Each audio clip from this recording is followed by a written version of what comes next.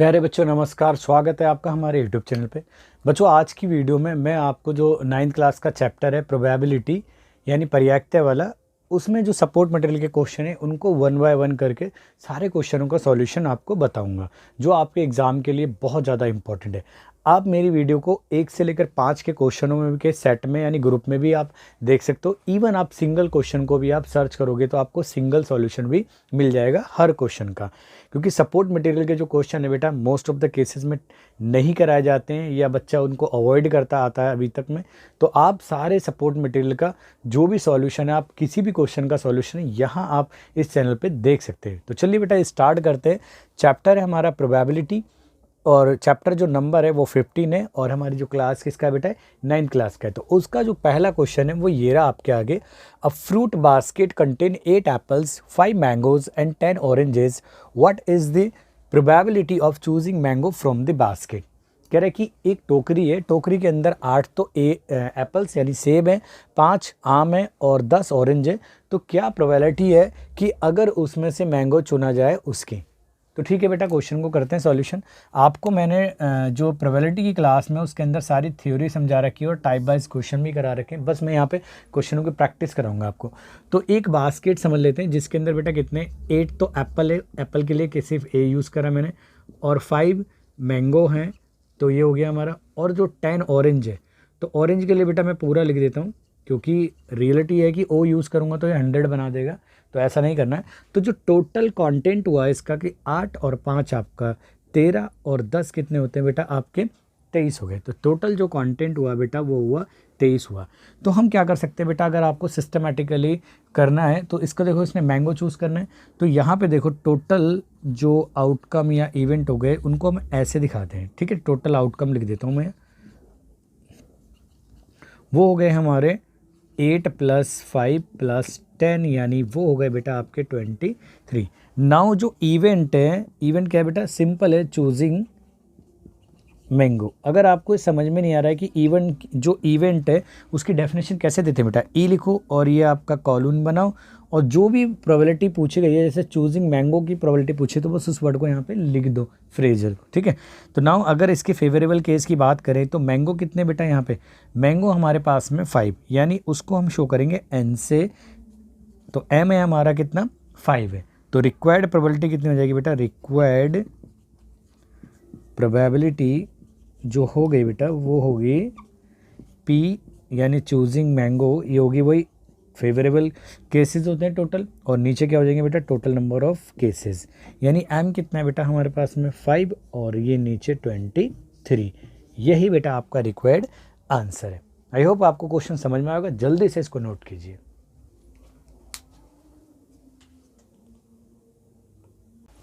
चलिए बेटा, आपका जो प्रोबेबिलिटी जो चैप्टर है सपोर्ट मटेरियल का, उसका क्वेश्चन नंबर 2 है। कह रहा a letter is chosen at random from English alphabets. बेटा इंग्लिश अल्फ़ाबेट्स से एक लेटर चुना गया है, मतलब A to Z से एक लेटर चुना गया है।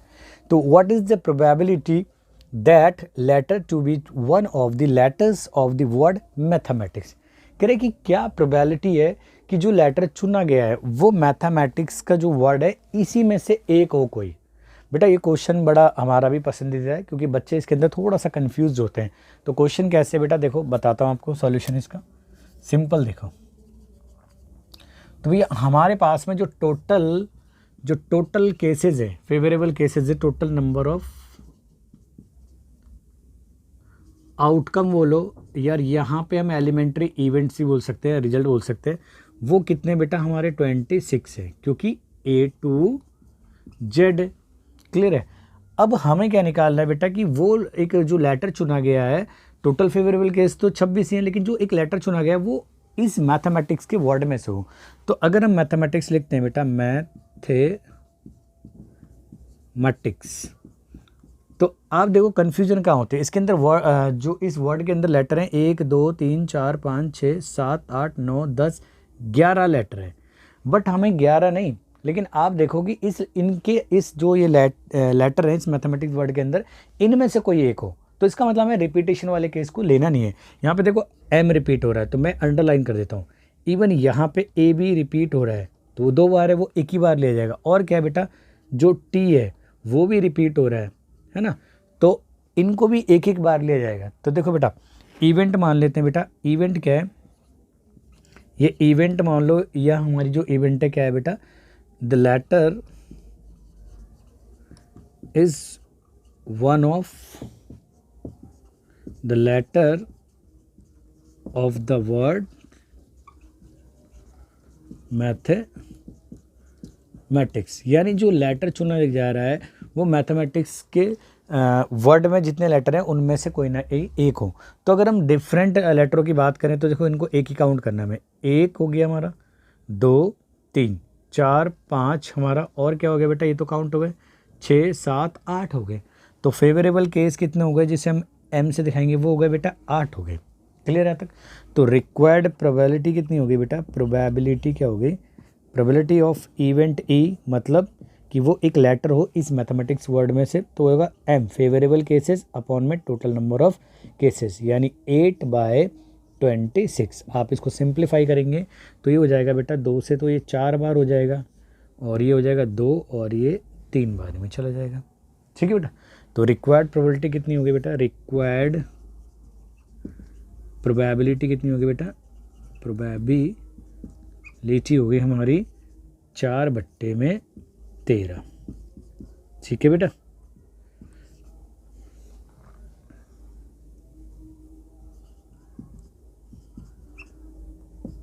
ठीक है, रिक्वायर्ड प्रोबेबिलिटी हो गई 4/13 हो गई। आई होप आपको क्वेश्चन समझ में होगा, आप इसे जल्दी से नोट कीजिए। चलिए बेटा, जो सपोर्ट मटेरियल है उसका अगला क्वेश्चन है प्रोबेबिलिटी चैप्टर के ऊपर, third, the probability of not happening of an event is 0.73। कह रहे बेटा किसी इवेंट के ना होने की जो प्रोबेबिलिटी है वो है 0.73। तो what is the probability of happening of that event, तो उसकी प्रोबेबिलिटी होने की क्या होगी किसी इवेंट की। देखो बेटा, मैंने आपको सिंपल इस चीज़ के बारे में बता रखा है कि जो सम होता है किसी इवेंट का, मान लेते हैं इवेंट ए है, उसका होना यानी हैपनिंग प्लस उसका ना होना यानी ई नॉट बोलो उसे, है ना, या नॉट ई भी बोल सकते हैं हम। नॉट ई का जो सम होता है वो 1 होता है। एक्चुअली हम इसे यूँ भी शो करते हैं, आप बड़ी क्लास में जाओगे प्रोबेबिलिटी ऑफ ई बार भी यूज़ करते हैं। ठीक है, यहाँ तक। अगर आपको नॉट हैपनिंग निकालना है तो 1 माइनस हैपनिंग को क्या कर दो, सब्ट्रैक्ट कर दो 1 में से, और आपको हैपनिंग निकालना है तो नॉट हैपनिंग वाले को सब्ट्रैक्ट कर दो 1 में से। तो ये दोनों केसेस में वर्क करेगा, क्योंकि आपको पता है बाय डेफिनेशन मैंने प्रोबेबिलिटी की आपको पढ़ाया था, तो वो होती है greater than equal to 0 but less than equal to 1 होती है, ये कंडीशन होती है इवन। दूसरी ये वाली बात भी आपको बताई होगी, मेन फीचर था जो किसी इवेंट का होना यानी हैपनिंग, ई मतलब हैपनिंग और ई बार मतलब उसका नॉट हैपनिंग का जो सम होता है वो 1 के इक्वल होता है। नाउ अगर हम इस क्वेश्चन की बात करें तो प्रोबेबिलिटी ऑफ नॉट हैपनिंग यानी ई बार बोलो या प्रोबेबिलिटी ऑफ नॉट ई बोलो, तो इन्होंने ये दिया है बेटा 0.73 दिया है। क्लियर है? आप इसे यूँ भी लिख सकते हो 73/100 भी लिख सकते हो। तो प्रोबेबिलिटी ऑफ हैपनिंग क्या हो जाएगा बेटा, ये हो जाएगा हमारा 1 minus probability of not happening, तो 1 माइनस 73/100, और ये 100 अगर हमने एलसीएम लिया है तो ये आ जाएगा बेटा आपका 100 में से सब्ट्रैक्ट करेंगे तो 27/100। आप इतना भी लिख सकते हो, अगर आपको पॉइंट में लिखना है तो आप ऐसे लिख सकते हो 0.27। तो उस इवेंट के जो हैपनिंग की जो प्रोबेबिलिटी आ गई है वो आ गई है 0.27 आ गई है। आई होप आपको क्वेश्चन समझ में आया होगा बेटा, इसको आप नोट करके रखें। वैसे भी मैंने आपको प्रोबेबिलिटी वाले चैप्टर में पढ़ा रखा है, अगर आपने नहीं देखा प्रोबेबिलिटी वाली चैप्टर की वीडियो तो डिस्क्रिप्शन में वीडियो का लिंक डाल दूंगा, आप वहाँ से भी देख सकते हो। नोट कीजिए बेटा इस क्वेश्चन में। चलिए